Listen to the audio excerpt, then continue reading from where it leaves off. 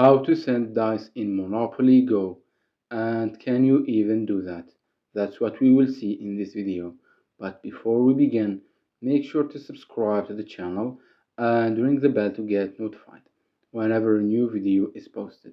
With that said, let's get started.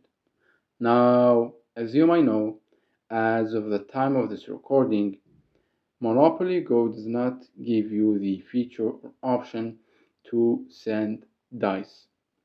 However, luckily there is an alternative solution that we can use which will get the job done. And that alternative is to purchase the dice and rolls for other people's.